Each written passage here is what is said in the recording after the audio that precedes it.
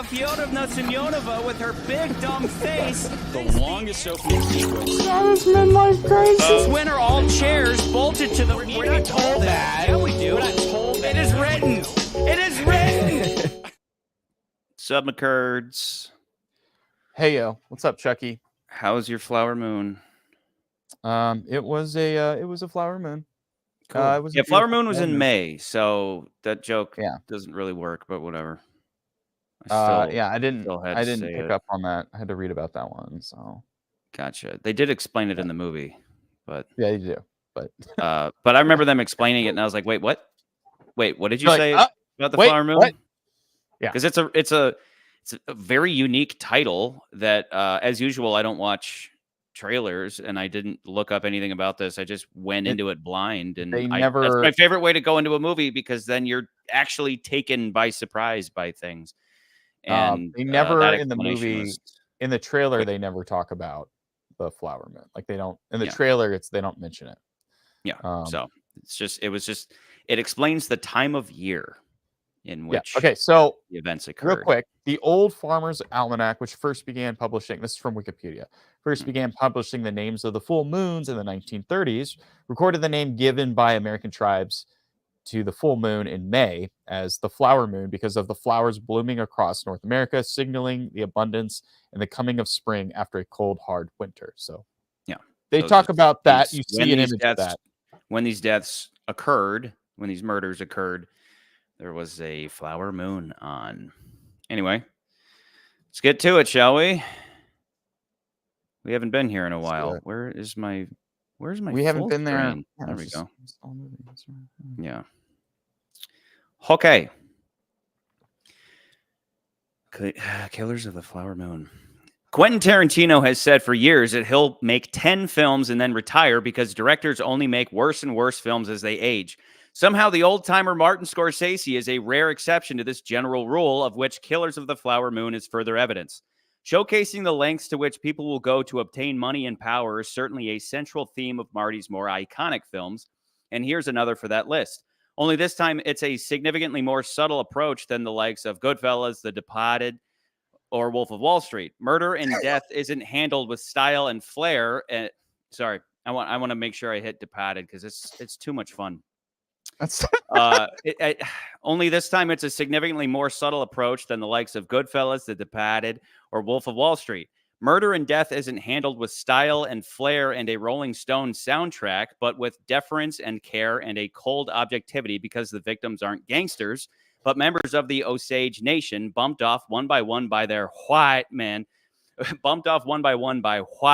looking to gain control of oil discovered on Osage tribal land. It's hauntingly tragic, shockingly inhuman, and beautifully rendered. Not so coincidentally, as Marty's time on this earth elongates, so too do the runtimes of his films, the last two being 3.5 hours long. I, for one, consider this a blessing from a master filmmaker with nothing left to prove. So if you have a problem with it, watch it on Apple TV Plus so that every 20 minutes you can pause the movie to take your damn ADHD medication, sit back down, shut up, watch the movie, and be thankful that Martin Scorsese still has plenty to give. I almost said their husbands, but I don't know. It's not that simple that it was just the husbands doing this, but that was certainly a part of it. But it's a whole thing. it's a whole bloody It's a mess. whole- But It's a whole white baby. that's really what it comes down to, is that before I went into this flick, that was the one thing you said. You were like, it's subtle. It's subtle. As my cocaine puts it, is subtle. And and it we is. can talk. We can talk about that. But it's like It's subtle for a when purpose. when I say subtle, when we talk about subtle, it's very simplistic. It's not flashy. There are some flashy shots, but not every scene is flashy. There's like maybe a handful of them. Most movies today, when we talk about film coverage, like I will always refer to the movie I'm working on that we're in the process of editing. But you talk about when you're covering a scene, a lot of film directors will do, hey, we're going to get a wide shot, and we got a mini master, and then we're going to get like coverage on both actors, and we're going to get even tighter coverage on both actors, then we're going to even tighter coverage on both actors. The logical basic gonna- stuff. Then we're gonna get their hands, and then we're gonna get some weird stuff and like just a lot of coverage. But when you watch this movie, you really feel like Scorsese comes in and is like, no, I just need this, this, and this, and let's just focus on the acting. And like that's most of the movie is that. Even though that kind of approach though that's just basic stuff, as opposed to we're gonna have a shot like in Goodfellas where we're gonna move down to street level and then the camera's gonna go into the back of a meat truck and we're gonna reveal these dead bodies. You know, that's him where he usually is doing these unique, creative, flashy things, and it's you know. War Children is playing, and it's like rock and roll, baby, as there's blood and guts and all this killing and choo choo choo and maybe some fast editing of some this or that. This is none of that because it's all being respectful about how effed up this whole this series of crimes is against these people. It's very the I guess we'll talk about it later, but let's just start getting into the kind of the behind the scenes, if you will. Yeah. I didn't go too crazy with this, but you know, see the movie. That's what you should probably go do. Go sit in a movie theater for 3.5 hours and don't get up. Let's talk about. I want to call out somebody. I want to call out Nico because Nico, I'm so proud of you. If you watch this later, I'm so proud of you. You bought you sit on it, but you can't take it with you T-shirt. No, he didn't. He bought the other one, right? He bought the one that says it wasn't God who gave me this face. It was you. Okay. So it's a picture of a folding chair, and it says it wasn't God who gave me this face. It was you.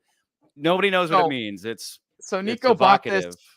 Nico, one of our followers, bought the shirt, and I'm proud of him. But he put it between his two posters, and that's just great. I love that. That's just awesome. So if you should buy some of our ranked merch. I'm wearing our official ranked logo T-shirt tonight for whatever. And Charlie, are you wearing the other?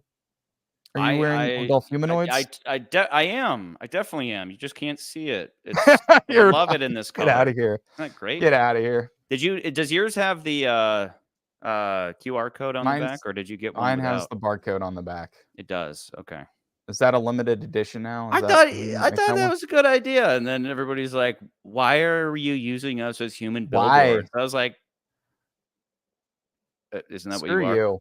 Sorry, but isn't that what a T-shirt is?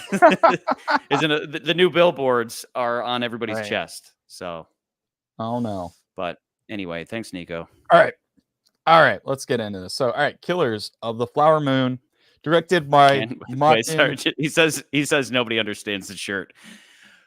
Not a big surprise. Perfect. Yeah, perfect. Like, what? Perfect. All right, Killers of the Flower Moon, directed by Marty Scorsese. Do you say, like, I've heard his name pronounced differently. I've heard it Scorsese and Scorsese. What is correct? Which is correct? I say Scorsese. Marty Scorsese. Marty so that Scorsese. Just say it like he's in The Departed or something, and you're fine. It was written by Eric Roth and Marty Scorsese.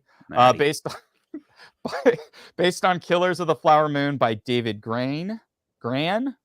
David Gran. Sorry, David. Okay. Yeah. So let's I'm gonna kind of go over the events because there was some interesting little tidbits I learned a little bit about this movie. Because it is a little confusing when you kind of get into it. So as the film lays out, the Osage Native Americans living in Oklahoma near Fairfax had discovered newfound oil in 1897. They had actually owned their lands. From what I was reading was that they were not on a reservation. The land that they had actually owned.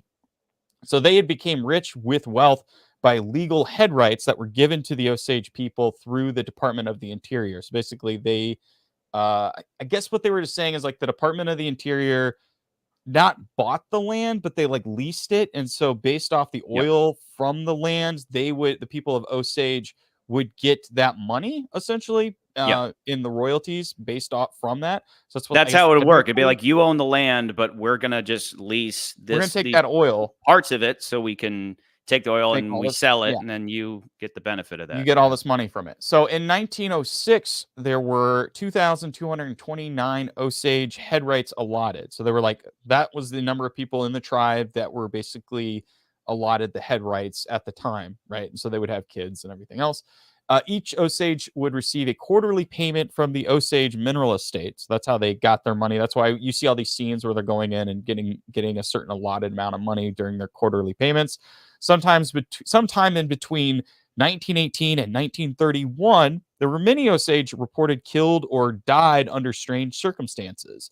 Eventually, the federal government sent Tom White of the BOI, which is the Bureau of Investigation, aka the predecessor to the FBI, to investigate, much like the events of the film. They eventually convicted William King Hale in 1929 for the murder of Henry Rowan, but was released on parole in 1947.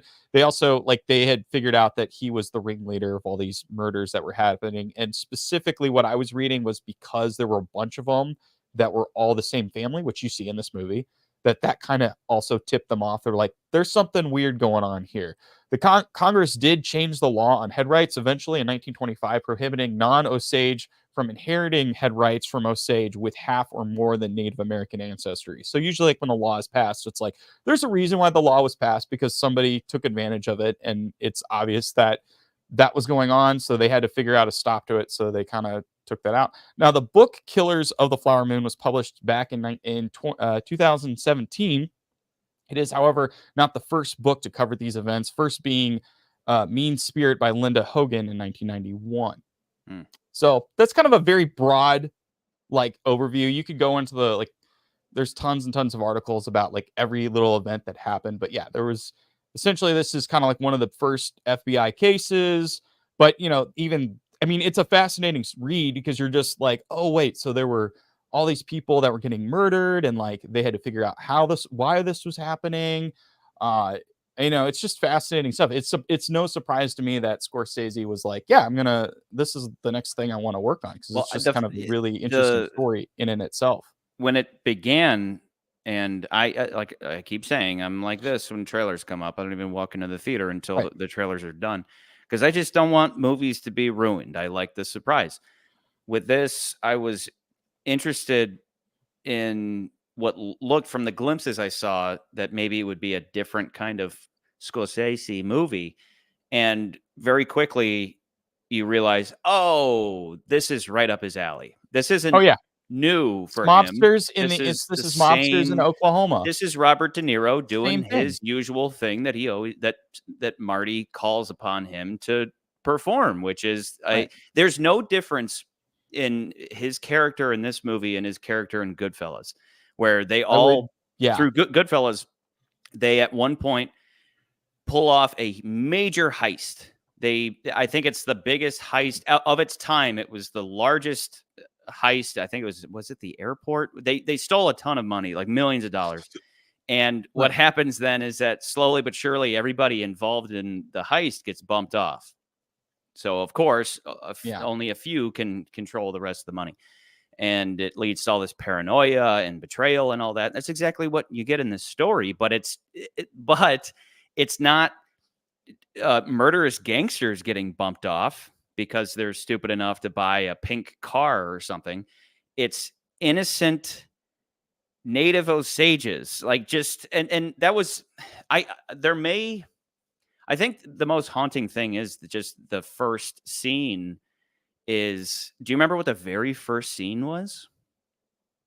It was the tribe praying. They were all together. All the elders were together praying. They're burying the pipe. They're burying the pipe. They're burying the pipe because they're basically kowtowing to white settler civilization coming their way, and it's going to change their whole world. And it was tragic. It was a brilliant way to open up this idea of, okay, you're all going to bury your civilization, but also you have oil, so you're going to benefit from burying your civilization and taking on this Western civ.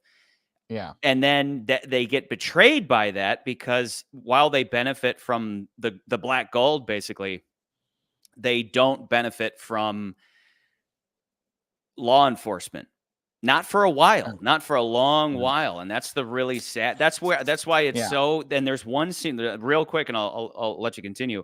There's a scene that kind of bookends that, where this one guy, where early in the movie he introduces his Osage wife to Leo, and he goes, "She's full blooded," meaning she's rich, and that same guy later, he says, "I want to adopt my dead wife's kids and then kill them. If I do that, do I get the money from the oil?" And the lawyer or whatever is like, you realize you just admitted to me that you're going to adopt these kids just to kill them. He was an insurance person. But no, I thought he didn't even say something. I think he didn't even say he was going to kill him, and then he was like, he said, it sounds like you're going to kill them. He was like, if I adopt them and they die, do I get the control? I think that's what it was. Yeah. Said, you do realize that you basically just admitted to me that you're going to kill them. He's like, do I get the money or not? So it's shockingly inhuman. Really, it's really greedy scary. and really sick. Yeah. And all but right. Not played in a sick way though. There's never a moment where you're going, it's very matter of these fact. guys are, it's very let's talk about, hold on. Let me more get through gross. This. Let me get through this because there's so much I want to talk. I mean, this movie had so much you want to talk about, and I do too. So, of course, I didn't need to put his filmography on him. You know who he is. I love this picture of him though. I just blew this up. I was like, I just want his face. Yeah, Tarantino. Look at this. Just if you don't want to make more than 10 movies, don't make more than 10 movies. But so maybe just keep healthy and keep a good team about you, and your movies won't atrophy. How about that? Yeah. So award-winning American-Italian director. I mean, he's American, but Italian heritage director. This is his 26th feature film. So you were just saying, and then he also has done 16 documentaries as well on top of that. So he's done a crap ton of movies. His first of his films being Who's That Knocking at My Door in 1967. The man is now 80 years old. This is not his longest movie. His previous film, The Irishman, was 209 minutes. This is being 206 minutes, and it's long movie. But I think at this age, he's just like, who cares? I'm going to put everything in the movie. I got nothing left to prove. You're either going to see it or you're not going to see it, and anybody who's going to see it is going to go see it no matter how long it is, and the other people weren't going to see it anyway. I think that's his mindset, is like, look, I got nothing left to prove. I've won everything, and I've done everything, and I admire the fact that he, because normally the thing about adapting a book is, well, you got to keep it short unless you're going to do a mini series or something. You got to keep it trim. And he's like, no. But also at the same time, he's done this with two services, online services. So The Irishman was done with Netflix, where he knew people could pause and they could pick it up again tomorrow or whatever. And the same with this. This is an Apple TV Plus movie. Apple Plus. So he knows that he can get away with it. Yeah. Because who's going to go see it in theaters? The people who are going to see it anyway. Yeah. So, I think there's a lot to be said with the length. I think there's actually some pluses with this length. Because, I think sometimes we'll talk about this, he's the perpetrator for the idea that like cinema is dead. He's the outspoken crier of that for a lot of people. And it's not that I disagree. I never really disagree with him, because I'm like, I want to go to the theaters to see the movies. That's what I've been doing all year. I like doing it. Yeah. And I know like you may be a little jaded. Like there's times when I talk to you and you sound a little jaded about it, but like there's something to be said about, like, I think I've read it. I don't know who said it. I don't know if he said it, but like the idea of just surrendering yourself to a movie, and you can't press pause. You can't do anything else. You just have to sit there and watch. I love it. I love turning off my phone. And this movie, I sat with my dad. Like you said, surrendering. I just surrendered myself to like 3 hours, and like there was a moment where I was like, there was a slow moment. I'll give you that. I'll say it. There are some slow moments in this movie where I'm like, is something going to happen? And then there's moments in this movie where you're like, wait, are we getting wrapped up? Like, oh no, there's more to the movie. And it's not bad. It's just like, but I want to talk more about that when we actually get into our general discussion. Yeah. But Martin Scorsese, whatever you want to call him. Next we got Leonardo DiCaprio, plays Ernest Burkhart. So this is Leo's 6th collaboration with Scorsese. First being Gangs of New York, Chucky Rance will go on record to say he didn't deserve his Best Actor Oscar for The Revenant, which I don't know why I was mentioning that, but I just thought I would because I thought The Revenant. I thought he's hate better it. than this movie than that movie for sure. He's better in everything than The Revenant. The Revenant is just a movie that's only a pity purpose Oscar is to shock you. It's constantly just trying to shock you rather than tell you a decent story. So yes, he should have won. Because back in the day, people would say, well, Leo needs to win an Oscar. And I would say, why? For what role? And they'd go, I don't know, just pick one. And I go, no, that's stupid. If you said that to my face, you're a stupid person because you win for a role, not just because you should get one. So what role should he get one for? And I don't know, just Titanic. And I would laugh. But he's fine in Titanic, but not Oscar worthy. But Departed, I think him was his role. Departed was what he should have won for. He was perfect in that role. Yeah. This one, sure. I think he's really good in this, and I think still it's more. I of still a, hope I think, that. I think this performance though. Why does Cillian Crispin Murphy love it? Cillian Murphy. I Cillian hope Murphy. they go head to head and Cillian blows him out of the water. That's my hope. Right. I think that will happen. Leo's performance. I think Leo's performance in this is more of the transformative performance, because a lot of times when you see like Best Picture nominations, there's always been like a cliche of like a great example being Tropic Thunder, right, where like it's the dude I'm a dude disguised another dude, think he's another dude Playing kind of another thing. dude, and, like, yeah.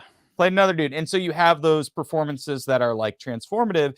And then I think Leo also has performances that are transformative, but they're more subtle, like in Wolves of Wall Street, where it's like he's playing a shade of himself where he can kind of be a smarmy asshole, but you can kind of tell like he could easily fall into that. This movie, it's more like he's putting on a genuine, like, I've got to be like low IQ, but kind of sleazy, and like he kind of has a little bit of there's something about him that you kind of feel bad for him, but also you know he's not a great person down at heart. So, but he also has emotion, like he's a complex character. So I do think he just does a really good job in this role. Now, at some point, Jesse Plemons shows up, aka Fat Matt Damon, and he's always been great in everything he's in. The moment he showed up, I was looking at him going, this guy should have played what's his name? So funny you should say that. It's funny. And I know what you're going to say because I happen to originally Leo was going to play Tom White, and he was going to play I don't know if he was going to play Ernest, but basically Leo was going to be cast as Tom White, and he's like, I don't want to play the Tom FBI White, agent. Ernest. Yeah, he was going to be the FBI agent that Jesse Plemons played. So they were roughly going to be swapped. I didn't realize it today. I checked I happened to peep the Wikipedia article to look something up, and I saw that, and I was like, boom! Then they had the same instinct, and it says there that Leo pushed to take the lead role, and I was like, your vanity may have just pushed this movie, just out enough for me to. I would have liked it significantly more had it been Jesse, because he's really good at playing roles just like this, as opposed to the unfortunate thing with Leo is that it's not that he's a bad actor. He's just kind of a one-trick pony actor. And like you just said, he's not transformative. I've never really believed him in any role other than Departed, where his one trick is, he's got a couple one tricks, but his main one trick is that on a dime, he can just like go crazy. That's his thing, is just shouting a lot and going crazy, but not in a way like Gene Wilder or something. Oh, okay. Like Gene Wilder, like believably just goes bat-ish, and which is crazy because most of the time he comes across as angelic and then he just goes crazy. Whereas Leo's whole thing is, I'm going to shout until my voice cracks. And then other than that, it's this. It's a lot of this. Yeah. And then a lot of that. Like, this is what he does. Like, he leans in like this, and he's squinting, like he's trying to not Clint Eastwood, but he's doing this squinty thing. He's really just like, a one trick pony through everything he does. So it's only when I don't completely agree. Well, let me finish though. The only roles that I truly enjoy him in are the ones where that intensity is matched by the character itself. So Departed, perfect, because it's like a guy whose life is on the line beginning to end, and he's like, I can hardly take this. A little bit of that in Gangs in New York, and then of course Wolf of Wall Street. But at the same time, in Wolf of Wall Street, all he's doing the whole time is yelling. So even then, I'm just like, he has a little more. I think he has a little more charisma in that role, though. He's a little more charismatic. That's why he's there. A little more of a and he's really a lot more showy in that movie. Yeah. I think there are some subtle, like, I know you say like he has one trick things. I think he's a little more. I wouldn't say he has a bag. I mean, I think all actors have bags of tricks, but I do think he subtly does things in each performance that definitely he's putting on a performance for each of these characters. He's not really playing exactly the same character every single time. But I do agree, like, there's some small things that he does like he does the quiet, like, what do he does a lot of those things. So he's great. But I really do think he's good in this role. I think he's never transcended Pretty Boy for me, because he's one of these actors who started out as Pretty Boy. He was on the front of like Teen Pop magazine or whatever, and then certain guys got out of that. Like Brad Pitt, for a while was like, is he just Pretty Boy? And then he transcends it, and he's never totally transcended that for me. And this is the type of thing that kind of. Because I get what you're saying. He in this movie he did something with his teeth, right? Right. So he's like this, and and I'm gonna put on this voice. I should have came in. I'm gonna put on my mountain man voice, and I'm gonna say, "Look here, boy." I love money. I can't.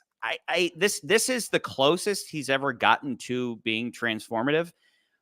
But I often don't believe him. I still just see Pretty Boy DiCaprio trying his hardest to get another Oscar. That's all I ever see. I just don't buy it. Unfortunately, I wish I did.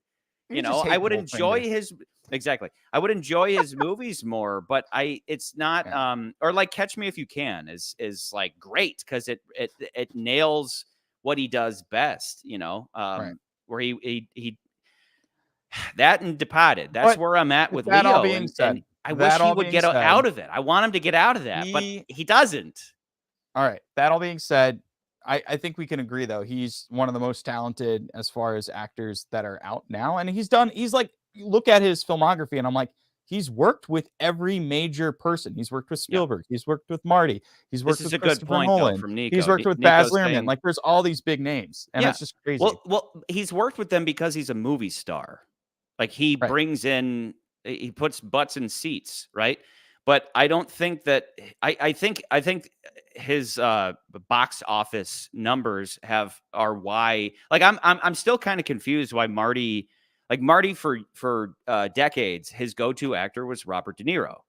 Then at some point a switch occurred because he needed a young guy to play things like The Aviator or Departed or Gangs in New York even. And so a switch was made. And that's one of the fun things about this movie is that you have his go-tos together, Robert De Niro and DiCaprio. But I still am just like, oh, if you could have had imagine De Niro in all of those roles. De Niro being in all these, Shutter Island and Aviator and Gangs in New York, if he had never aged or if we could have perfected de-aging by that time, you would rather see De Niro in all of those roles, every last one of them, and I'm because it's not that I hate Leo. I just think you really have to pick your spots with him. You really, really have to pick your spot. Like Inception, I think he's perfect in Inception. I think I have a feeling that Chris Nolan kept him on a short leash in Inception. And I think he shines in that. He's beautifully cast in that. But with everything else, with his Scorsese movies, they're very hit or miss. I think Departed was his Oscar-winning movie. Other than that, I agree with Nico here, where he's like, he shouldn't have an Oscar. He should still be trying to get his Oscar because he keeps getting better and better. I agree with that. And this is his peak, but I still don't think he will beat Cillian Murphy this year. No, I'm kind of with you there though too, but we're going to get into it because I have a lot. I think we have both a lot to say about this movie. So let me run through the cast real quick. So I'm going to start with Lily Gladstone, plays Molly Burkhart. Gladstone hasn't been in acting very long. Her first role was in 2012's Jimmy P. Psychotherapy as a Plains Indian. She was nominated for her role in Certain Women, which was 2016 by many critics awards. Robert De Niro plays William King Hale. De Niro has been in 10 of Scorsese's films, notably Mean Streets, Taxi Driver, Raging Bull, and Goodfellas. There's a couple more than that. But as we all know, DiCaprio sort of took over De Niro in the lead for Scorsese roles, which just literally you and I just talked about. This is the first time they've worked together in a Scorsese feature film, but they had actually played together in a short advertisement film directed by Scorsese called The Audition. It was like an advertisement for some airline overseas, and they were both in it together, and it was a short film directed by Marty. The first time they worked together in a film was in 1993's This Boy's Life and in 1996's Marvin's Room. So I just thought that was kind of a cool, neat thing, because I was thinking about it. I'm like, I don't think these guys have been together in the same movie before. But and they were, had, but they were by pre-Scorsese, like and pre-taking over. Like it's like Leo was a kid, Yeah. and now they're like at the kind of at the top of their. I mean, sure, De Niro's past his prime, but like, you know, they're at that stage where, you know, they're both like really well-respected actors at this point, and they're both in this movie. And it was just really great seeing them play off each other. I thought De Niro was like kind of the showstopper for me in this role, because he just plays a really great demented villain, and it's not like over the top. It's kind of subtle, but it's like believable, and it's very subtly manipulative. Great. Just, yes, you know, hey, we got to keep very good control of this. So you know, love your wife and take care of your wife. But that, remember though, that sister of hers is going to get those rights, and you want that for your kids, don't you? I mean, it's like, at what point would he have bumped Leo off? You know, Ernest. Like, at what point would he have bumped him off? Well, that's what crazy. you know, that this by the end of this movie, it's like you get the sense that he was going to do that, kind of like in Goodfellas, right? Like there's a little bit of like there's a little bit of that in this movie too. So yeah, I think I would not be surprised if he got a nomination for this role. I think it's definitely the standout role. I think by the time he's in, for me, what it was that really hooked me with his roles when towards the end of the film, spoilers, well, we kind of talked about it. He's in prison or in jail, and he's talking to Ernest, and you know, he's telling him like, you know, they'll forget about this. They'll forget about this. Like, no, it'll be fine. We're friends. And then you're like, you're a deranged dude. Like you have lost your mind at this point. And it's like, but he plays it so well that I'm just like, this guy's great. Like he's always great, but this guy, like, he's done a couple of crap movies over the years, but like, then you bring him back to Marty and he's just like fantastic. So yeah, kudos to De Niro. And then let's finish up with our cast here with Jesse Plemons. I'm just calling him Plemons, whatever. Plays Tom White. Plemons got his breakout in 2006 TV series Friday Night Lights. It's not his first role, but like that was the first big thing that he was in. First thing I ever saw him in was Breaking Bad, and I was like, "Is that Matt Damon?" So yeah, his first recognized him for Breaking Bad as Todd Alquist, the psychopath that shot the kid on the bike. He also played a young Matt Damon. He played young Matt Damon in All the Pretty Horses. So he also had. So so there's this movie where Matt Damon, like he was younger.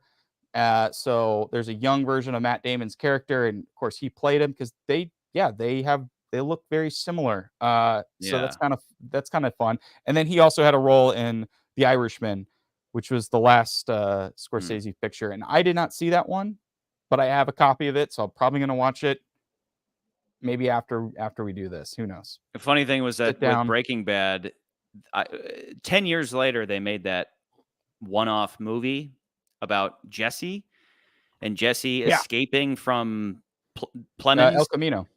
Yeah, El Camino.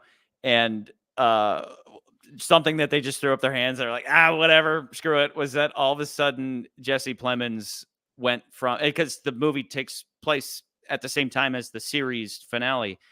Suddenly he gained like 150 pounds. And they're just like, whatever.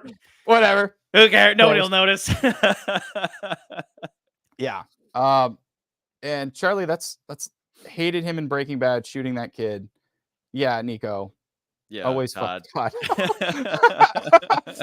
I mean, you're not wrong, but like that was kind of the thing about this movie. All right, so the list, Charlie. I told you before this, I was like, this is gonna be after seeing this movie. I was like, this is going two ways. It's either gonna go, it's a fight for the top one spot, or it's gonna be somewhere in the middle. And I think tonight's gonna be top one spot. It's either this or Oppenheimer.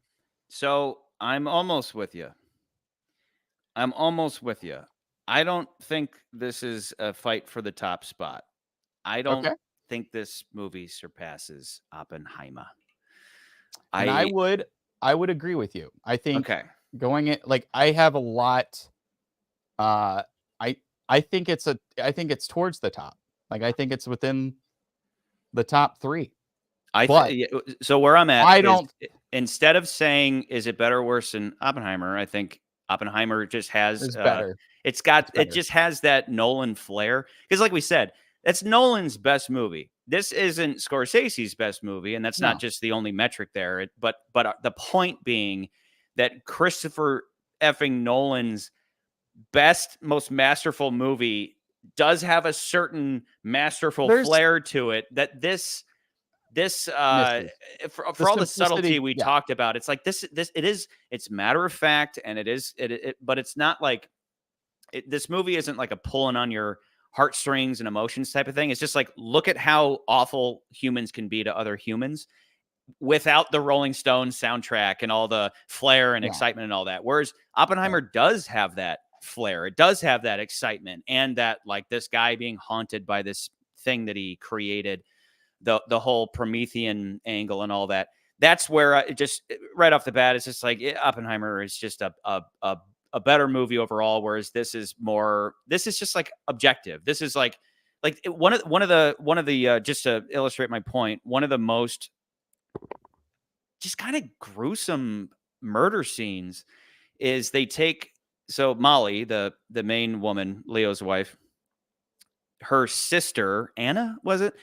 These two guys take, including Ernest, Leo's brother, take Anna, who, as we all know, it's very easy to get Indians drunk. They didn't evolve. They didn't co-evolve with alcohol like us dirty Europeans. It really is. Yeah, so they're very susceptible to alcoholism. So it's a problem that when suddenly you have these really wealthy Osages, that then they have access to unlimited booze, right? And so Anna would habitually get drunk. What I'm getting at is that at some point they just march her. Matter of fact, they just march her out to the woods, a common drinking spot. And the whole time she's going, you're going to kill me. I know this is what you brought me. You're going to kill me. And it's like they're putting down a dog. It's just hold her steady, and she drifts. No, man, hold her up. And then just boom. And it's just a flat angle, just a very matter of fact, just fly on the wall angle of this woman. No style to it at all. Just watching this woman be executed. And it's just, it's hard to even talk about because it's so, if it was stylized, it would diminish what would you say? If it was stylized, it would diminish just how matter of fact and inhuman it is. That's what it is. It would diminish how inhuman it is. And so that's a theory in film where you're talking about like when you, depending on how you choose your shots, if you there's a difference between glorifying violence and then just showing like in a very matter of fact, like filmmakers that are very matter of fact about their violence, or like Wes Anderson, where it's like, even if there are violent acts, he doesn't glorify them. And Martin has done the more glorified things where like you see him like, shooting people, but it's for a kind of a stylized reason. But in this situation, it's like, it's very matter of fact. We're flying the wall. We're just witnessing things as they actually happen, almost like if you were watching the news. Makes and people it all shot. The more inhuman. Yeah. You're like, ugh. What I just watched was just it was not, by not making it kind of cool or whatever. You're like, wow, what I just saw was depraved. My dad literally next to me. My dad literally next to me when that scene, your exact scene you're talking about, was like, like he had an actual reaction to that scene, and that's when when your dad sees a scene and is just like, oh, what? Like, yeah, you just that's oh, God, effective. gross. I mean, because Yeah. it was like I said, it was like they were putting down an animal, so it was just Right. so inhuman. As opposed to take something like Casino, right? The end. I think the ending of Casino, where I haven't seen Casino. but I'm going to spoil it for you. But just that's Joe fine. I'll have to Pesci's watch it anyway. yeah. Joe Pesci's character gets marched out to a cornfield and just beaten with bats and ultimately just executed. And it does give it this flair. I keep coming back to the word flair of, right. you know, where it's not, because it's not matter of fact, it is kind of romanticized in a gangster way, right?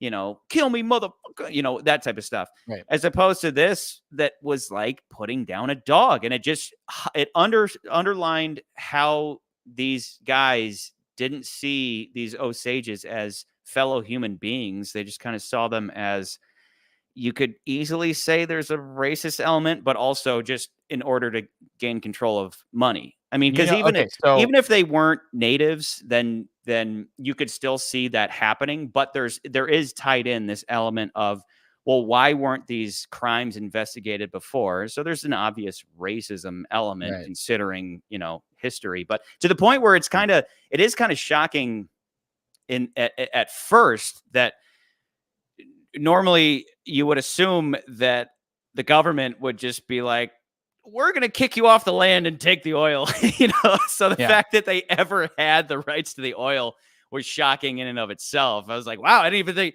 good for you folks. I didn't know you could do that, because the whole intro of the movie is showcasing how they are, it's like, oh, what you just saw, the people that you just saw in a teepee praying together and then burying a pipe and crying that their children were going to be educated by whites and that their culture was eventually going to evaporate.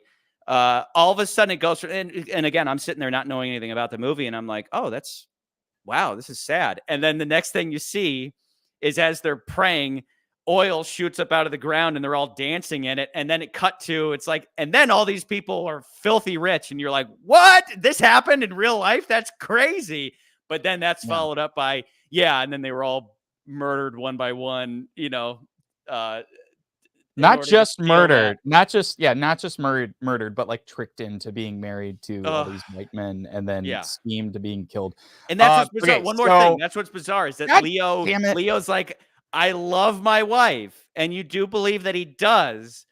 Meanwhile, he's killing her whole family and trying to kill her. And it's like, dude, how can you love her? Like, what is happening?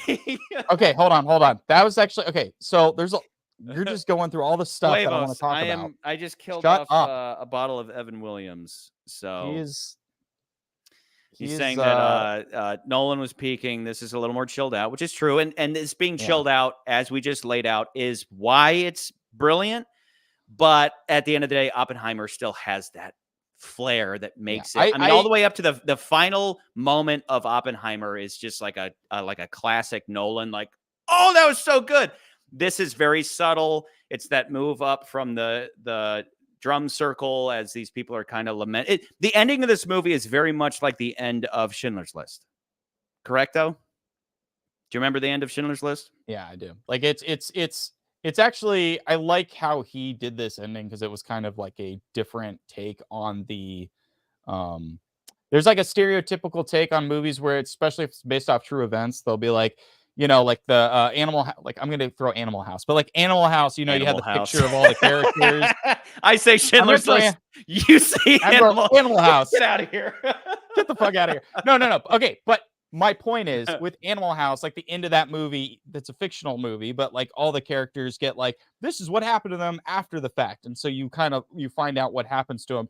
Scorsese, being Scorsese, is like, yeah, I'm going to do something different with that same kind of thing, but kind of take it in the time and place of when this movie takes place in the 20s and into the 30s and a little bit. It was in the 20s and then into the 30s a little bit.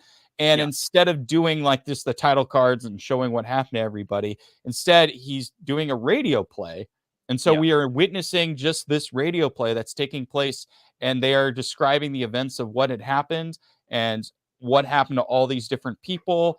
And even Scorsese comes up and he like gives his little spiel, and you're like, He gives the ah, final word. yeah, he gives the final word on this whole story, and you're like, it's Scorsese. But I really like that. I like that scene. But yes, I agree with you. I think it is It like was the a end little of it is distracting, like because I was kind of admiring how they were doing because it was an old the school radio music and play then the where you drums have and the the music, typing, and you have all these people Jack doing these White's sound effects also there. to where who? Jack White from the White Stripes is Oh, was also he? one of the people. So I'm like Funny. sitting there, I'm like, that's Jack White. What's he doing here? Well, so I was Um, very distracted, and I basically caught all the information, but you're not the information is being told to you. You're not seeing what happened to these people. You're just being informed.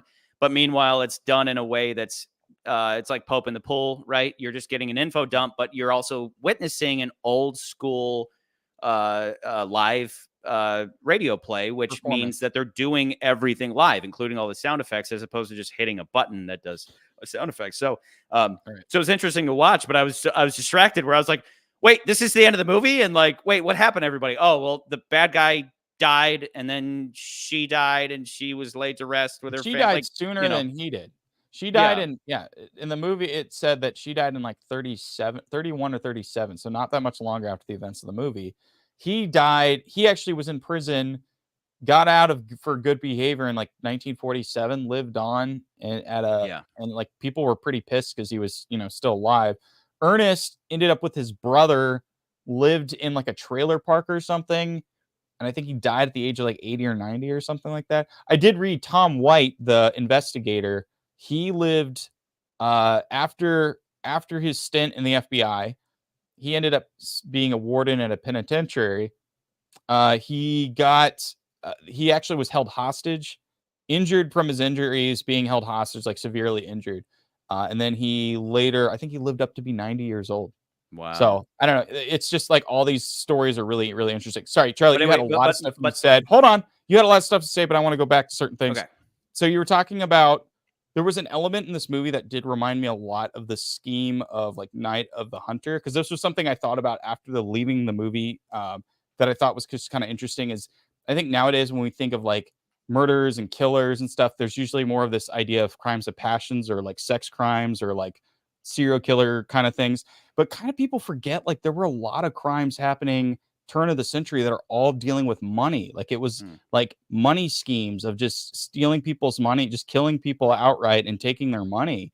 And like it was just something that I just thought about as I was leaving the movie. I'm like, yeah, we don't really talk about this as much nowadays. And I think it's just because uh this movie I think has the same effect of something like The Witch, where the safety net has been pulled out from under you when you realize there's no cameras, there's no forensics. Like the way that they had to find these murderers is all through people's eyewitness testimonies and people fessing up to But like, yeah, I but did not this, I just did that. this.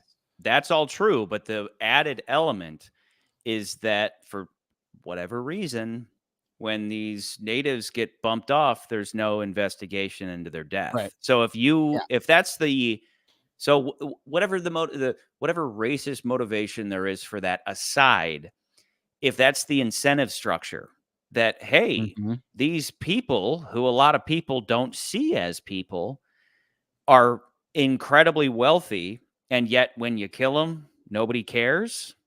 A lot of people then rationalize murder. You know, Yeah. it becomes a well, Yep. duh type of situation, which again it just underscores. This is what let me just reiterate what I was saying about the ending, because the ending I was talking about was not the radio play when I brought up Schindler's List. The You're talking ending about the is end ending. the very ending is the whole Osage Nation, today's Osage Nation. I assume it's a some ritual of theirs. I don't know the name, but it essentially starts as a drum circle, and the camera it's a drone shot essentially that starts very tight on this drum as they're banging on it, and then it moves straight up into the air, and it is obviously meant to create the image of a flower, right? You have the entire tribe in these colorful outfits walking a circle around this drum, and it creates this flower look as seen from a God's eye point of view. which I kind of equated or immediately connected with Schindler's List, which the end of Schindler's List is all of the Jews that lived because of Oskar Schindler walking up to his grave and putting a stone on it, where essentially you cut to now. This movie's been about the Jews. It's been about the Osages this whole time. And then we cut to those same people today. And that's what plays us out. So my point in bringing all that up is that the whole point is to kind of to tell the story of like a horrible injustice that occurred, shine some light on it. Because like I said, from the get-go, I was like, I didn't know any of this happened. I didn't know this story. And so you can tell, especially because it's Scorsese himself who gives the final word. He steps up to a microphone and you're like, hey, that's Marty. And he reads about what happened to Molly, how Molly's life ended.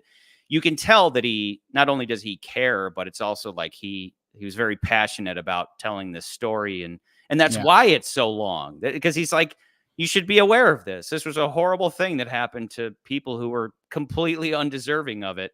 And so you can tell that he really, Molly was like the center point of this whole story. And that's how he plays it out. And then you have the drum circle. But all that being said, though, while it's a beautiful movie, getting back to what I was saying, I think that the main goal of the night is to determine whether or not this beautiful movie is above or below the experimental, very meaningful, but experimental movies of 2 and 3, Beau Is Afraid and Infinity Pool. Definitely doesn't beat Oppenheimer's flair, but does it? I mean, it's certainly above Guardians of the Galaxy. So does it beat? So you have two movies here. You have two very experimental movies. One of them definitely a horror movie. The other one like borderline a horror movie. Both incredibly meaningful. Without going back over what makes them incredibly meaningful for now, do those trump this simply told? But all like I said, this is a very Scorsese movie where it's about the great lengths that people will go to obtain money and power. That's his most iconic movies follow that theme, right? Wolf of Wall Street, Goodfellas, Departed, they come to mind first and foremost. But does that beat these other movies that when I left Infinity Pool and Beau Is Afraid, my mind felt like it was on fire, Leaving this, I was like, wow, that's a horrible thing that happened to those people. And then I kind of went on with my day. I think it does. You do. Okay. I think that I think this movie, like I am 100% agree, because I knew coming into this, I was like, this movie definitely is top of the chart somewhere. I just don't know if it beats Oppenheimer. And I knew, but as I was thinking about it more, I was like, Oppenheimer, I just need to reiterate my thoughts on that as well. But Oppenheimer, there's just like the craft of Oppenheimer, the way in which that story is told is so impressive that I thought, and it's using all of Nolan's tricks where he's talking about top time of his and game. The flow of time. But this, in his case, this one was his version of the movie was perspective of Oppenheimer and the perspective of other people. And I thought that was incredible. Like, that was just a different way of telling the story. Yeah. And then once you get to the end of it, it kind of just, you get a twist ending and it still lands really well. And it's like, he's really orchestrating everything here.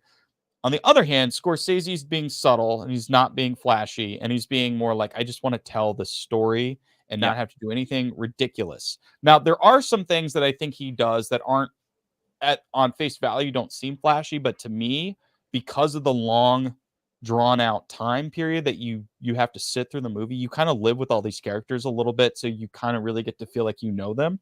Whereas I think a movie, if they had cut this down to 2 hours, that effect you wouldn't get that effect. And I think that's something that people gawk at the idea of like, a 3-hour movie. I'm like, you watch a 10-hour television show, shut up. Like, you watched Game of Thrones, you watched 7 seasons of Game of Thrones, and you can't sit and watch 3 hours of this one little world, this one little thing that happened. Get out of here. And I think that's one of the benefits of this movie being so long. I think when it comes to this and Beau Is Afraid and Infinity Pool, I think what it comes down to, it's kind of the same effect that when we were talking about what was the movie? Sorry, Sound of Freedom. It was kind of the same effect of that, where it's like, this is a meaningful story. And this is like it's not just, and not in like not in a hokey way, not in a just kind of like, oh yeah, he's trying to tell the story about these people, but like in a very meaningful, like, this is a thing that happened. People don't seem to know about it, and I want to bring it to light, much like Schindler's List did, kind of. You know what I mean? Like, you kept suggesting that movie. Like, I 100% agree. But I think it's also done at the hands of somebody who's really taking the time with the story, but he also makes it entertaining enough so that you're kind of on board. Because I was going to say this, the one thing I was going to mention was that the character of Ernest, I thought, was very fascinating, because the way in which Marty kind of shows the events of the story, there's a lot of times where I'm not 100%, I wasn't 100% sure if Ernest was doing these crimes or not. Like, the movie kind of leads you down a path of like, is he murdering these people? He can't be doing it. He can't be doing this. Yeah. And I actually want to think that he's a good guy. And I don't know the actual events of the story, so I don't have no idea. And I'm like, I'm rooting for him. But then Scorsese takes the rug and throws it out from under you, and he turns out like, oh no, he's been very much involved with these murders. Maybe not explicitly doing pretty them, much doing them. He's not yet. Well, he actually blew up. I wish I had the names in front of me, but one of the sister that Rita and Brian, and Bob, was it? No. Rita and Bob? No, he didn't blow up. He didn't blow up the house. He did not blow up the house. He later admitted that he put the dynamite under the house. Was that in the movie? Yeah. I don't remember him doing that. I remember him saying he didn't do that. He's like, I didn't blow up the house. But the thing he did do, he doesn't admit that. He did not do that. The other guy with the black hair who said that he did that. Did he admit to putting it under the? Either way, he got killed. Remember, he got killed off. But wasn't it is a very complex story. I wish I had the cliff notes in front of me. But was it when he was on the stand that he admitted to putting the dynamite under the house, or was it that later that Ernest? No, had they asked him. The they asked him if he did it. No, they asked if he did it, and he said, "No, I didn't do that." But the thing that puts him, well, that's something different. But no, he didn't do that.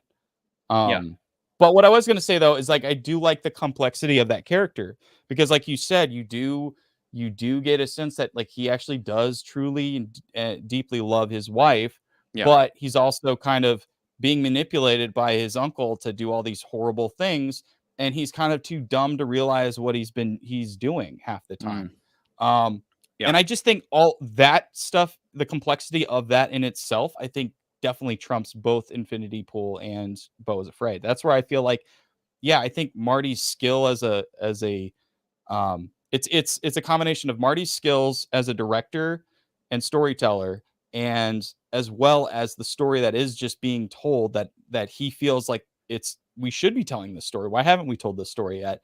I think both those things definitely trump Beau Is Afraid and Infinity Pool. I think, you could say Beau Is Afraid and Infinity Pool are morality tales, but I think sometimes you got to set that aside for movies that are like, no, this actually happened, and there is a morality tale to it, but like, these other stories didn't happen. They're just concepts of basically. Let me insert that before I read this from Huevos. That what you just described is exactly what Oppenheimer is. Oppenheimer is both. It is a morality tale and a true story, and that you could say that about this, but not as precise, because that whole American Prometheus flair of Oppenheimer is perfect. It is the most perfect rendition of the Promethean story in the 20th century, which was because that was one of my favorite scenes of that movie. This is under we agree. We agree. This is under Oppenheimer. But that scene of, hey guys, you can split the atom. Don't you understand what this means? Unlimited energy. This could usher in a new golden age for the human species. But it could also make a bomb. So we should make the bomb first, because everybody else on the planet is going to have the same idea, and they're all going to start making bombs. Like that is human nature.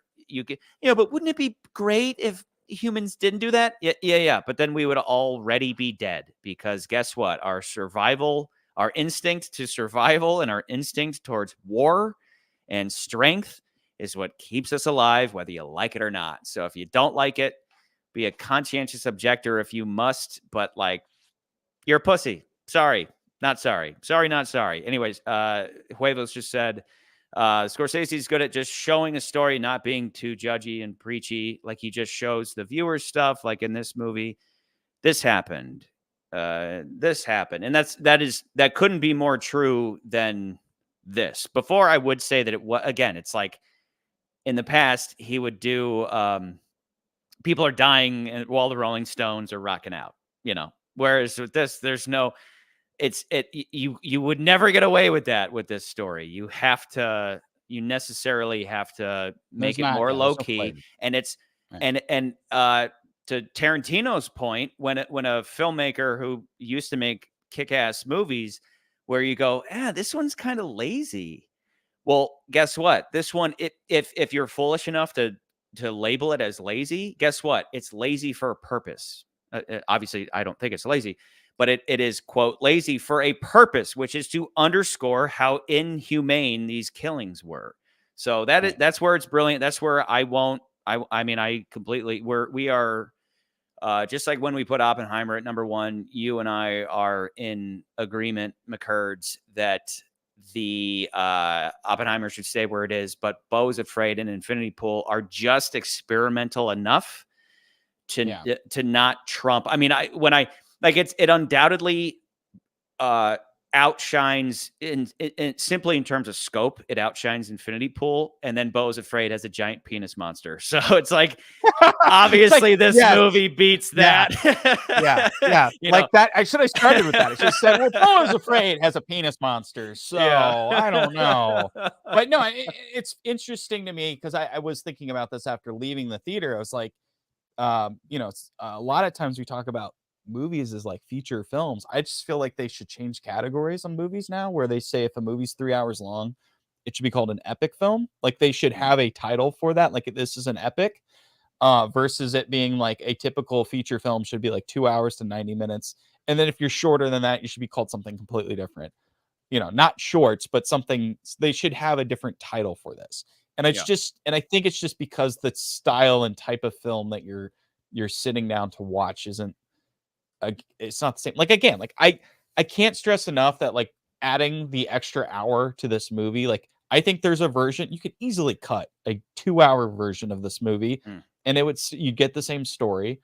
But I think in doing so, you do lose the emotions, and you do lose the sense of like who all these characters are and like their relationships with everybody. Because even if De Niro is like this evil person in this movie, he plays it so well that you like get a sense that he is like very comfortable with the world that he's living with. And it's not until a certain point where we really peel back the layers and you realize like, oh, his whole motivations for being nice to all these people is because he sees everybody as money. Like, and you wouldn't get that if it was a respected member of the community, and people love him. They think he's great. Like he knows their language, and he's like this town benefactor. It's like I gave you everything. I opened this dance school. Who else opened up a dance like a school, crappy movie? A crappy movie would have had him being like this stereotypical racist character. Yeah. And it's not that he isn't. He's just very subversive about his racism. But it's also in a town. Like I love the imagery of like it's a town where we have one of the townspeople. They have like parades, and the KKK are just like walking around. They're like, "Oh, hey, how's it going? Oh, nothing. We're just going through a parade." And it's just very like, this is just the time. Like they don't make a big deal about it. That wasn't the KKK. That was the Knights of Columbus. That was the KKK. No, that was the Knights of Columbus. What? Yeah, he said when the Knights go marching in. That wasn't the KKK, you asshat. How was that not the night? Like with the hoods on their heads? That wasn't. They didn't KKK? have they were up on the one guy had his hood off. The one guy. That was. I'm gonna have to go do some research. So, like Huevos is saying, he's like, I remember Leo admitting that he blew up the sister's house. I've seen this movie once. I'm willing to admit that You on should go certain back. details, like was it Leo or was it the buddy who wanted to kill his kids? Small details like that are We less should go back and important than rewatch like this. the overall concepts and everything. But Sure. when it comes to stuff like that I remember him saying, he was like, "Hey, Bill, when the Knights go marching in," and the guy was like, "Ah, ha, ha, ha, ha." That was not the KKK. So- That was not, dude. You and I remember that completely different because I'm looking at the Knights of Columbus. They don't wear hoods. I'm like, did they back my then? I family's don't Catholic. know. They don't wear hoods. So when you say they're like, oh, that was Knights of Columbus, I'm like, I don't think that the Knights of Columbus ever wore hoods. And there was like some Freemason. Are you saying that too. are you saying the other guys The had one hoods guy covering their face? Yes. Did you not see the white pointy thing? Did you not see? I saw the that? one guy with like a. He has the black one like with his this. face flipped up. Yes. Their faces were covered. And you're telling me that's the Knights of Columbus? Like, because the Knights of Columbus do not wear hoods. Back then, did they though? No. We need to rewatch this movie, Charlie. Well, like stuff like that, I'm fairly certain that it was not the KKK marching through there, but like, I mean, I'm looking at like weird images of Knights of Columbus wearing like weird hats and stuff. Yeah, on that's Google. usually what they wear. So that's and I don't remember. And he them referred to them that. as knights. He wasn't like, "Hey, Klansmen," you know. So, but anyway, the film depicts a parade. It says here the film depicts a parade on the main street on the Burkhart town with robed and hooded Ku Klux Klan members marching the parade just behind a group of women carrying a banner reading "Indian Mothers for Veterans." Clear indication of how blatant and entrenched in society white supremacy was. Like that's wow. So no way, obviously, dude. You just kind of like just didn't see it. I did not see it, and I remember. Do you remember the line? I remember the line being the Knights. Hey, when the Knights go marching in. Yeah, but and I went right to Knights of Columbus. Yeah, but I mean, I'm wrong if what you just read is accurate. Then I'm wrong. But what I'm saying is, you know, he called the guy a knight, and they were like, "Hey," you know. So, but that's sure wild. That's what they call themselves in the Klan. So that is wild. But also, okay, for not because you were a fan of it, but did you ever watch Birth of a Nation? Right, like in that movie, which surprisingly people were like this is the greatest thing ever, and yet it's a movie about the Klan. Is it about the beginning of the Klan or no? It's about the Klan and but they're seen as heroes in the movie, and they're going in and taking they basically show black people at the time as like these terrible people, and they're like robbers and thieves, they're like and drunks. The Klan comes in and they're knights. The Klan are supposed to be knights, and they're marching in like this movie came out. Okay, so this whole story takes place sometime in the mid-20s. Birth of a Nation came out in like 1911. Like it's only 10 years removed. It's like you and I talking about the Matrix or something like that. As far as like I'm throwing cinema in there just as a reference of like when we reference stuff, you know, we talk about Lord of the Rings all the time. Like that movie is much older than Birth of the Nation was, probably till when that parade takes place in the movie. So I'm just now, did you see the remake? Did you see the remake of Birth of a Nation? Please, I did not. There's no such over the thing. last that doesn't surprise me. There was a remake, and I'm curious what that was. Right? I don't want to know. 2016 it was remade, and I have no idea, because when it comes to the original, I can't say that I've seen it, but I've seen enough of it to understand it. But I'm like, what happens when you remake what is famously the most racist movie ever made? You know, like, what does that become? But anyway, we're demonetized, by the way. So no, we're good. We're just talking about Klansmen. All right, so it's no big deal. So anyway, but I did like going back to the ideas of the movie, though. There was another thing that we kind of talked over a little bit, and I thought was interesting is like more nowadays, like the what do they call that? Like is it called like the Tulsa Massacre? I don't know what the official name is, right? Like the massacre in Tulsa, Oklahoma or whatever. But like this movie like brings reference to it a couple of times. And I do feel like Scorsese's trying to make a reference to that because more people have brought light to that situation that happened where there was basically a lot of affluent black families that lived in Tulsa at the time, and then there was all these white supremacists that just blew the town up and all these people just disappeared.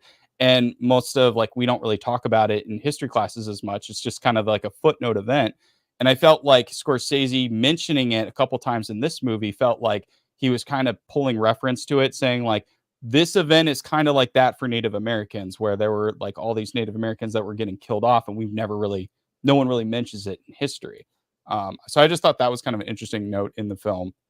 Like I said, I yeah. was unaware of this story. Now I am aware. Yeah. That's the power Yeah. of cinema, and that's also the power of not preaching to me, not being like you should like other not so classy filmmakers today might take the approach of, are you a white person? You should feel bad. Instead, it's like, no. These are bad. This has just happened. These Right. are bad men. This is a thing that happened. As opposed to something like I remember certain family members of mine. I remember watching 12 Years a Slave, and one of the female members of my family yelled out, "I hate white people," when he was being beaten with a paddle until the paddle broke. And I was like, guys, we're watching a movie, okay? Keep your wits about you. Whereas this, you get that You don't feel that. touch of a race element. You get the touch without it being like white people are awful, which Right. and that again shows the class of Marty and how he's also old school, because frankly, a new school director might, whether directed to do so or otherwise, would play up that element to a point where they're just trying to make people on Twitter happy. Where with Marty, as I keep saying, he's like, I got nothing left to prove. I'm just going to show you a really affecting story and then leave it to you on what you're going to do with it. And for me, I'm just like I walk out and I'm just like, oh my God, how awful. It's no different than what's going on today in the Middle East, where it's like, you got to pick a side. And I'm like, it's not about picking sides. It's about realizing just how awful life is in general and be thankful that you don't live there. How about that? Cause it's a big-ish sandwich and we all got to take a bite, to quote Full Metal Jacket. It's just like impossible situations exist, and you can say you stand for this or you stand for that, but what does that actually do at the end of the day? At the end of the day, it's like, just, I don't know, it's like the ending of Monty Python's The Meaning of Life, where it's like the whole movie is playing on this joke about like, what is the meaning of life? And then at the end, John Cleese is like, let's see, the meaning of life, he's in heaven. He's like, the meaning of life is try to eat healthy, get plenty of exercise, drink water when you can, and just like be kind to your neighbors and call your mom every once in a while. It's like, yeah, because what are you going to do? What are you going to do? Don't kill people for money. How about that? Doesn't matter what color they are or you are, or, life's a big-ish sandwich. We all got to take a bite. Life's a bitch and then you die. That's why we get high, because you never know when you're going to go, and so on. I don't really have anything else to talk about with this movie. I just thought it was I don't either. I was glad. I want to go and watch number 2. I don't have anything else to say. I think it's an honorable number 2. Reiterating, it's like, it's not a bad movie. It's just Oppenheimer is just told a little bit better in certain areas. And I think this movie is just, it's like Scorsese just could be a little like, he could just be like, I'll just make a movie and it's still really good. That's how good he is. Now hang on. Could you answer this question? Sure. It came from Nico.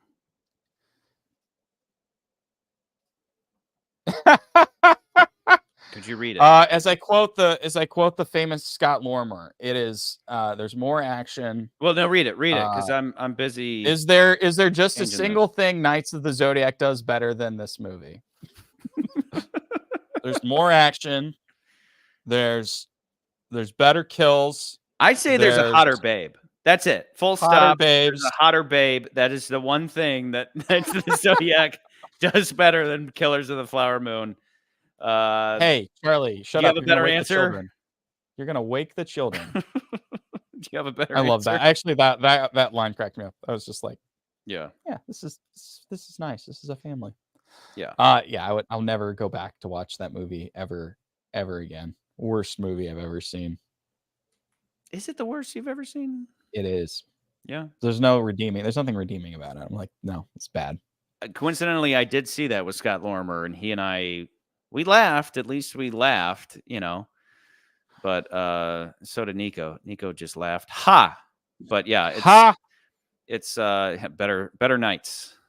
Better nights. Better nights. Better nights. Well, if not for okay, which nights are better? The Ku Klux Klan or the Knights of the Zodiac? Which ones are better, McCurdy? Let's get a close up of McCurdy's offended face. I hate you. I just hate you right now. Good Lord. Anyway, what is your favorite? Wait. Hang on. What's your favorite Scorsese? There we go. So I've changed it. Go. So officially, we agree that Oppenheimer just has everything. As we already said, it's like, is Killers better or worse than these really meaningful morality tales? Well, Oppenheimer has the clear cut, the theme right there. Whereas Killers of the Flower and amazingly entertaining, and you got Cillian Murphy and everything going on with the bomb is like, I think I even said during that episode, I was like, the only thing that trumps Oppenheimer is like the actual invention of the bomb. This retold that story masterfully. So did Killers of the Flower Moon, but without that amazing flair. So essentially what we're saying is that Infinity Pool and Beau Is Afraid, what makes them great, combined with what makes Killers great, equals Oppenheimer. Therefore, Oppenheimer is still at the top of the list. Kind of like what we said about GoldenEye, where it's like Casino Royale, really good, masterful Bond movie, but that's kind of book Bond, and then GoldenEye is like ultimate movie Bond, right? Yeah. It bridges the gap of like ultimate Bond movie with entertaining. What makes Bond books great and what makes Bond films great, GoldenEye bridges that gap, whereas Casino is just kind of like a really good book adaptation. So the point here, that concept being that Oppenheimer still stays at the top by maximizing both everything that makes the top four what it is. Oppenheimer is all those things and more. So, and like, not to harp on this too much, but again, if Plemons had been the main role, I would have liked this movie just a smidge more. It's not like Leo's bad in it. It's certainly, this is one of his better movies. I agree with you there, but I still am just like, most of the time I can't get over what I sense is Leo's ego and him banking his star power to, and his, So what you're telling me? and then, so you get there now. I said you go now. You do it now. And I'm just like, I don't believe him in most everything. So what you're telling me, Charlie? Yeah. So much squinting. Hey. But then, so ironically though, what's funny is that, as we already talked about, you have Marty's faves. You have De Niro next to DiCaprio, right? Yeah. Well, what's he famous for? Always frowning like this. Hey, I have nipples. Could he milk me? Hey, hey, like, this is, if you're going to do a De Niro, this is what you're going to do to your face. You're going to look like this, permanent frown. Well, what did Leo do in this movie? Same thing. He put in these teeth that just, you could tell that he had, some kind of like, it was denture dentures or something. It was definitely a denture. You could tell in certain shots that he had some space there where like his teeth didn't line up because of the denture. Right. And he was also doing this. So the whole time he's got that frown going on. Well, then he's related. I told you to go. You go down to that house. You blow up that house. I said it right now. Whereas De Niro, you believe it, because he's De Niro, right? Hey, could you milk me? But then, but like Leo is still. It's like he has to match his character, and this one, it was a smidgen better than other movies. I think but you still just Leo. doesn't. I think you just hate Leo. Dude, you put on Departed. You put Departed on for me, and I will watch Leo all day, and I will love it. I will love it all the way up to maybe what I love about Departed is that right at the end he gets his fucking head blown off. Maybe that's why. Maybe you're right. Maybe I hate the man, and I just like that part where his head blows up. Yeah. Anyway. Yeah. Anyway. Okay. Last one from Nico here. Does this crack your personal top 5 Scorsese movies? I was going to ask you. That was the question I was going to ask you. What's your favorite Scorsese movie? Because the sad part is I've seen many of his movies, but I have not seen. I don't go back and watch them enough to be like, oh, he's one of my favorite directors, which is kind of weird saying because I know he's a great filmmaker. It's not like I think his filmmaking's bad. It's just like I'm more of a fan of Alfred Hitchcock, and I'll go back and watch his movies, but or Stanley Kubrick. But Scorsese is like he's still like the living master that's still around, but I don't always go back to watch all of his films. Now, I kind of, after even watching this, I'm like, I want to go back, go to every single one of his movies, rewatch them. But like for me, my standout favorite's always been Taxi Driver. Like I always really liked that movie. What was interesting was when I remember watching Joker for the first time and going, this is Taxi Driver and King of Comedy. And that was the and point then of it. remember Todd Phillips was like, yeah, that's what it was. And then De Niro was in it, and I was like, okay, I see what's going on here. But without opening up that can of worms, I've actually it's October, so I've just been watching nothing but horror movies. But in the morning, I've been watching The Color of Money, which is another really good one. But I think when it comes to his best, let me just lay out my favorites. Like, yeah, I like Taxi Driver, but I don't consider that one of my faves. I go in for After Hours, Last Temptation I've never seen of that. Christ, I want to see that. Goodfellas, of course. Okay, right. Departed, and I need like 5, don't I? Dude, I mean, nothing's better than Departed and Shutter Island. I think that'd be my 5. Shutter Island. Now, Shutter Island's one where it's like I remember that before that movie came out, and I think it was before I knew who Marty was as like, this is Martin Scorsese. Like I just for that. So I saw the trailers for that. I'm like, oh, I really want to see this. And I ended up reading the book before the movie came out. And then when I saw the movie, I was like, this is exactly the book. Like it is almost to a T exactly what happens in the book. But it also is a really good movie. Yeah. But that one is also a lot of fun. And I think it's like, I think is his only closest thing he ever did to a horror film, maybe next to Cape Fear. Horror and Cape Fear. Those would be his. Yeah. Cape Fear is also Shutter Island and Cape Fear are his horror movies. Right, yeah, right. I like Cape Fear also because it's like it's his homage to Hitchcock, like from the score to every little element and the way he shoots it. It's like this is his version of a Hitchcock movie. I like. But that one too. The other weird thing though about Shutter Island was that it came out right when Inception came out, and they're roughly the same movie. Like there are key similarities between the two. So I think Inception came out years after. Hold on. I think it was 2011. If not the same summer, it was the same. Because Inception was 2010. Okay, Shutter Island was 2010. I swear it was like the same summer that they came out. I'm just thinking like I thought what was I doing then? And how Something weird doesn't that add they up in both my head. I don't know what it is. Two different directors that went head to head tonight, right? Oppenheimer being Nolan and Beau Is Afraid, and they both have Leo, Scorsese, and they both have Leo, and they're the same movie where it's a guy who's like questioning reality as he's trying to find his wife.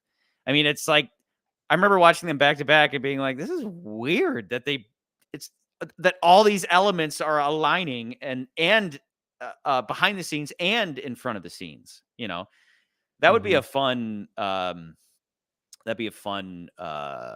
YouTube video, somebody kind of pointing that out, like this odd, because, you have instances of that, of like The Prestige came out at the same time The Illusionist came out. There's a million examples of, oh, this movies. studio's making a movie about giant Armageddon rats. and We're Deep going to make a Impact movie were- about giant rats, and we're going to get to the theater before them. and then- Deep Impact and Armageddon's another famous one. yeah. So this one, but though, also is there's weird because movies it's that the are same similar. actor in there, you know? There's other movies that they didn't come out the same year, but like a movie like Dark City, which is one of my favorites, and The Matrix. The Matrix. They're very similar. They're not exactly the same. There's definitely differences, but there's some qualities. They're like, these feel like the same movie in a way. Yeah. Well, and they have the same central theme, of course, of you know, what is real, and are we living in a simulation? Fate, you know, is there something beyond this reality that is controlling this reality, so on and so forth. Yeah. So yeah, Both White good House movies. down and Olympus has fallen, says Nico. Right. So and usually that's because, you know, all these Hollywood folks Great are minds think so alike. inbreeders. They're inbreeders, and so it's like, did Oh, you is hear that what so it and so's making this? So yeah, so they're making this, so we should cut them off at the that pass. But to have that happen, it's two legendary filmmakers making, because usually there's a superior movie, right? And you could probably easily say that Inception is better than Shutter Island, but it's like usually when they like Prestige is infinitely better than The Illusionist, right? Does anybody even remember The Illusionist? I remember it coming out. I never saw that one. Yeah, but I do remember. But Prestige is by far. But with these, it's like a clear cut, or not so clear cut. I mean, like Inception's better than Shutter Island, but only because Shutter Island's a little more subtle, I guess. It doesn't have this complex plot, but it still has its fun little twists and all that. But anyway, I laid out my top 5 just before we wrap up. Every year, I think my go-to Easter movie is Last Temptation of Christ. I think it's just brilliant. Never seen that one. There's a lot. Like again, there's a lot in his filmography I've never seen. I've never seen that. I never saw After Hours. I've heard that's great. After Hours was something I caught randomly on HBO as a kid. Like just remember back in the day when a movie would come on something like HBO, and you're like, oh my god, what is this? This is crazy, and it's like it's a hidden gem. I don't think people talk about it often, but check out After Hours. I've heard that one's good. Hold on, I'm gonna pull up his. I just want to pull up his filmography and see if there's something that I'm like, yeah, I haven't seen this. I want to read. But you know, like I saw. I mean, you know, I saw The Wolves of Wall Street. I never saw Gangs of New York. Probably should go and watch that one. Gangs of New York. Every single time I watch it, I get the same. I'm like, God, this movie's so good, and then it's so anticlimactic. Like, unfortunately, but you know, whatever. Yeah, I've never seen The Color of Money. Never saw Casino. Probably should see that one.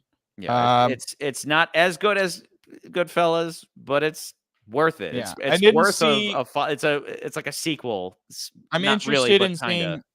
I never saw Silence, and I never saw The Irishman, but I have a copy of The Irishman, so I could probably watch that one. But I think, without a doubt, Hugo, without a doubt, his most quotable movie, if not the most quotable movie of all time, is. What would you assume I'm getting at? Departed. I'm debating Departed. Like it's Departed.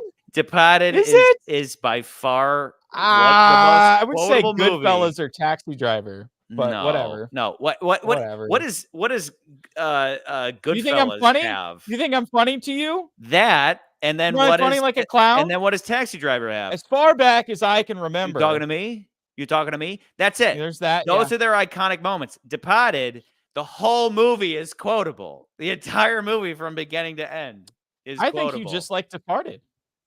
Oh, of course I do. But it is. I think that's your number one.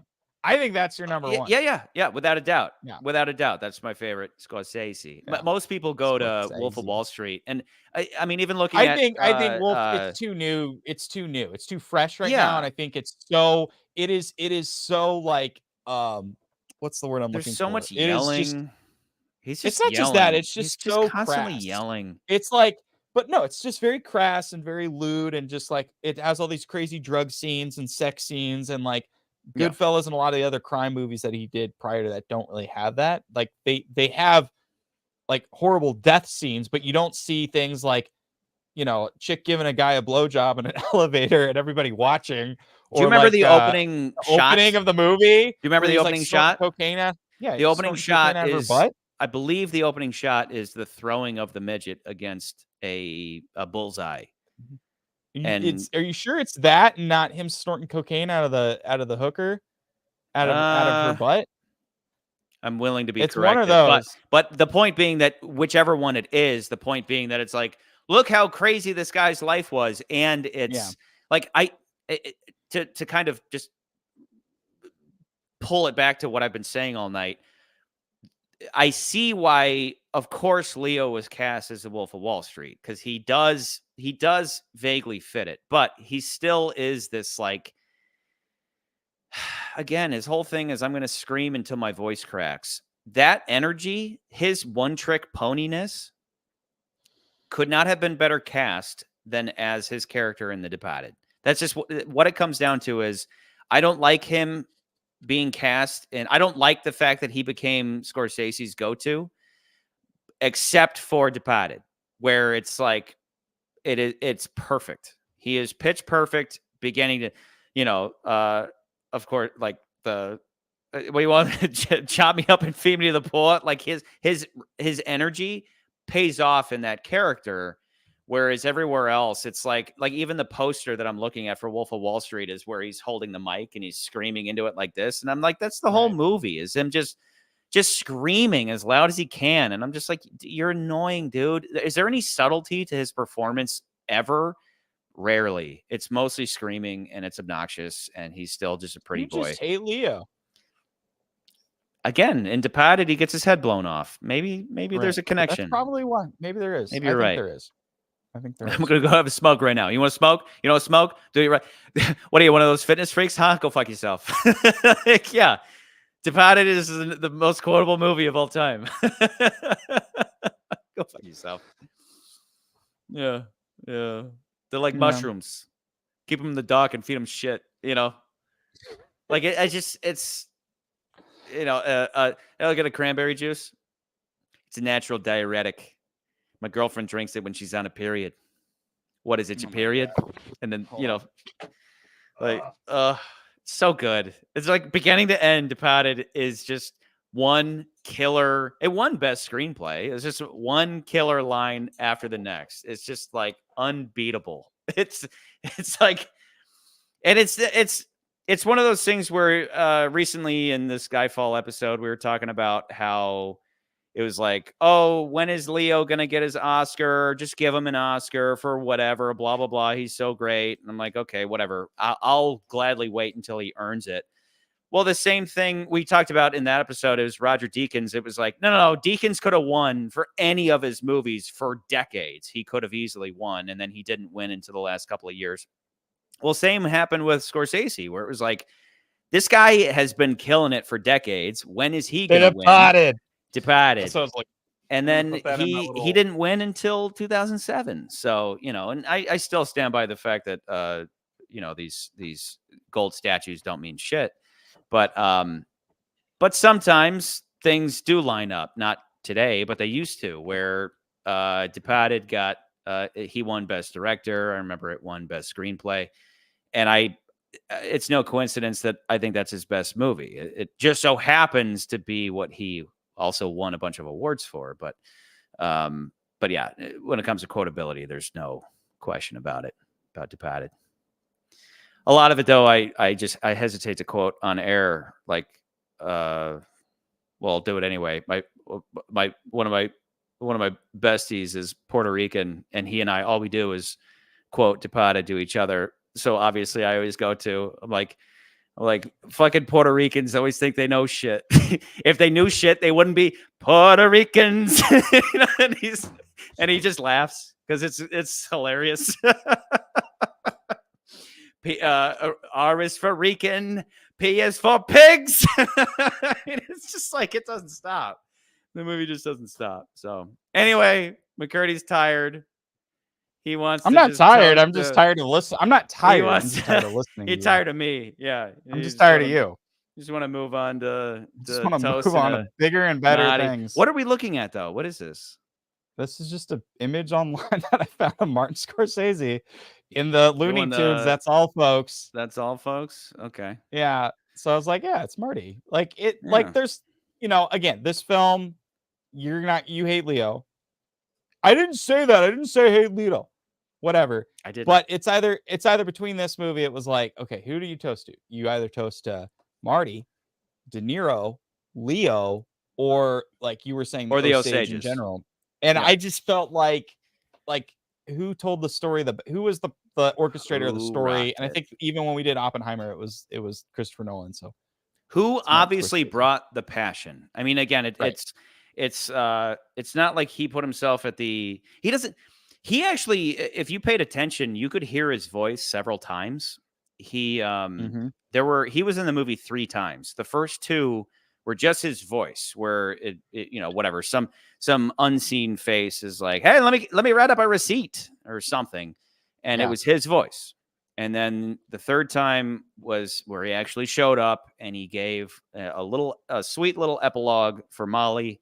And that was where it was like, okay, this is a somewhat of a personal thing for the man. Like he wanted to tell this story. He wanted to bring it to the people, and he wasn't going to put it into a 2-hour little snippet. He was going to make it and then go, oh, how long is it? Oh, 3.5 hours. All right, well, deal with it, you bastards. So, who brought it the most? Who made this what it is? It's Marty. So, not as good as The Departed, but Marty, you made a pretty good fucking movie, kid. Good for you. You fuck. Departed was great. I can't say Departed enough, kid. Anyway, Done. anything left to say about Marty? We never mentioned. I will just say real quick. Brendan Fraser's in this movie for like 2 seconds. and he's great. Fraser. Technically, it's Fraser, He made a whatever. whole YouTube video where he's like, "My name is Fraser," just for y'all's reference. It's decades too late. Fraser. He's great. He just has a great presence. I'm glad he's like come back and he's like now playing this different. He's not playing the lead roles now. He's playing these like character roles. He's great. Yeah. John Lithgow also shows up. He has that very distinct voice. There's actually a scene that we didn't mention that, again, it's a Scorsese thing, but it's like instead of cutting back and forth between Lithgow and Leo, it's just on Leo the entire time because Lithgow's voice is so distinct that you really don't need to hear it. You don't need to see him. I love that scene. It's like when he's admitting to all his little things. Also, but even regardless of it all being of that Lithgow stuff. or whatever, the point was Yeah. to stay on him where you're going through this list of Right. offenses where it's Right. like, dude, And how you do see you, how his do you do all emotions this as stuff? he's And how do you let the only person they're cutting to is his wife? You know, because it's like, how could you do all this stuff and say you love your wife? You're the worst husband of all time. Yeah, but it's those subtle choices. I'm just gonna put it's just subtle choices like that where you see, he's a master because he doesn't do the thing that I think other filmmakers would just be like, oh, they just cut back and Well, forth we have between to them. cut to the guy talking. Yeah, like that's him. He's like, no, that's not what we're doing here. We want to live and sit and see his emotions and like how he is showing his guilt essentially, and it's great. So kudos to Marty. Yeah, to Marty. To Marty. Marty McFaddy. Love your movies, kid. Cheers. Cheers.